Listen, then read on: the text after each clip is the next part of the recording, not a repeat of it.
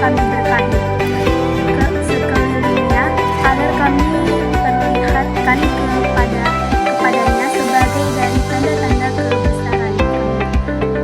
Sesungguhnya Dia adalah maha mendengar lagi maha mengetahui. Quran Surat Al-Isra ayat 1. Ayat ini menjelaskan bahwa Allah Subhanahu wa Ta'ala memperjalankan Nabi Muhammad SAW dari Masjidil Haram ke Masjidil Aqsa sebagai bagian dari tanda-tanda kenabian. Sementara dalil dari Al-Quran yang lain terdapat pada Quran Surat An-Najm ayat 13 sampai 18. A'udzu billahi minasyaitonir rajim. Wa laqad ra'ahu nazlatan ukhra inda sidratil muntaha indahu jannatul ma'wa idh yaghsha sidrata ma yaghsha ma daral basaru ma tara wa laqad ra'ahu min ayati rabbil kubra. Imam Ibnu Qasim rahimahullah menyatakan bahwa hadis tentang Isra Mi'raj Nabi SAW ke langit adalah mutawatir, yang berarti diriwayatkan oleh banyak perawi sehingga mencapai derajat penyakinan yang tinggi. Hikmah Isra Mi'raj bukan hanya sekedar perjalanan fisik, tetapi juga perjalanan spiritual yang mendalam bagi Nabi Muhammad SAW. Peristiwa ini memberikan penghiburan dan kekuatan spiritual kepada Nabi Muhammad SAW dalam menghadapi tentang dakwah. Selain itu, Isra Mi'raj juga menjadi titik balik dalam sejarah Islam dengan diterimanya perintah sholat 5 waktu yang merupakan salah satu rukun Islam yang dalam peristiwa Isra Mi'raj, Nabi Muhammad SAW bertemu dengan beberapa nabi terdahulu. Berikut adalah nama-nama nabi yang ditemui oleh Nabi Muhammad SAW selama perjalanan Isra Mi'raj berdasarkan hadis. 1. Nabi Adam alaihi salam. 2. Nabi Yahya alaihi salam. 3. Nabi Isa alaihi salam. 4. Nabi Yusuf alaihi salam. 5. Nabi Idris alaihi salam. 6. Nabi Harun alaihi salam.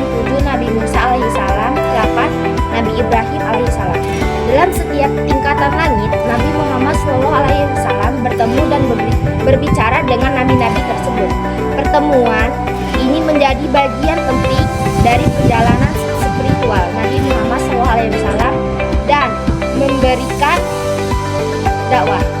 Adalah kejadian-kejadian yang dialami Nabi Muhammad SAW di setiap tingkatan langit saat peristiwa Isra Mi'raj. Langit pertama bertemu dengan Nabi Adam alaihissalam, melihat roh orang-orang yang berbahagia di sebelah kanan Nabi Adam alaihissalam dan roh orang-orang yang sengsara di sebelah kiri beliau.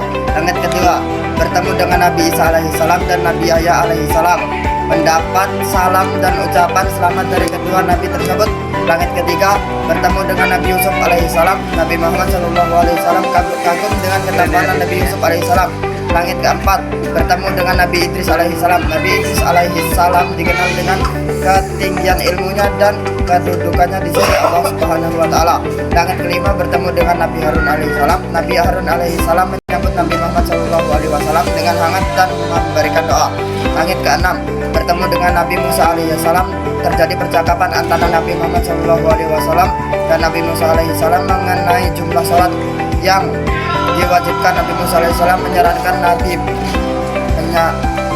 Nabi Muhammad SAW untuk meminta keringanan kepada Allah Subhanahu wa Ta'ala karena umatnya tidak akan mampu melaksanakan 50 waktu sholat dalam sehari. Langit ketujuh bertemu dengan Nabi Ibrahim alaihissalam, melihat Baitul Ma'mur, sebuah rumah yang setiap hari dimasukin oleh 70.000 malaikat yang tidak pernah kembali lagi. Nabi Ibrahim alaihissalam bersandar di Baitul Ma'mur.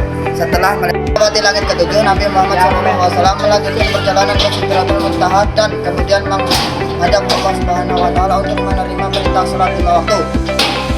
Di Sidratul Muntaha, Nabi Muhammad SAW menerima beberapa hal penting, yaitu perintah sholat 5 waktu. Perintah utama yang diterima Nabi Muhammad SAW di Sidratul Muntaha, awalnya Allah Subhanahu wa Ta'ala mewajibkan 50 waktu sholat dalam sehari. Namun atas saran Nabi Musa alaihissalam, Nabi Muhammad SAW memohon keringanan hingga akhirnya ditetapkan menjadi sholat 5 waktu sehari semalam.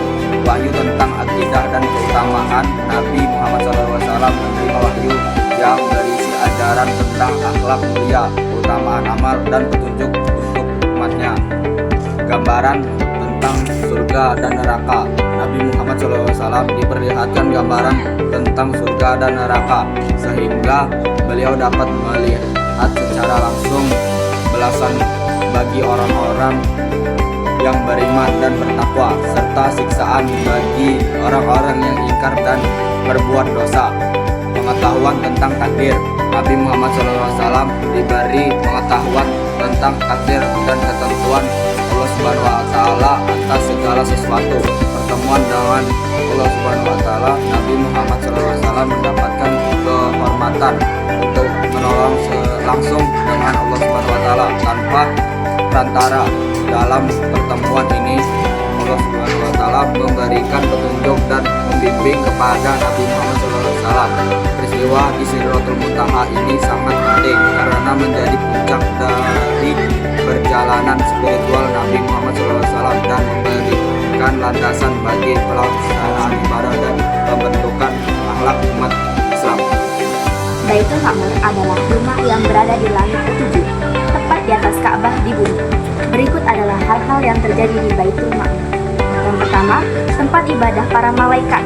Setiap hari, 70.000 malaikat mengunjungi Baitul Ma'mur untuk beribadah, melakukan tawaf, dan sholat. Mereka tidak pernah kembali lagi setelah mengunjungi Baitul Ma'mur, dan setiap hari akan digantikan oleh 70.000 malaikat yang baru. Tempat Nabi Ibrahim alaihissalam bersandar. Nabi Muhammad SAW melihat Nabi Ibrahim alaihissalam bersandar di Baitul Ma'mur saat peristiwa Mi'raj. Dengan Ka'bah, Baitul Ma'mur terletak tepat di atas Ka'bah di bumi. Jika ada batu yang jatuh dari Baitul Ma'mur, maka akan jatuh tepat di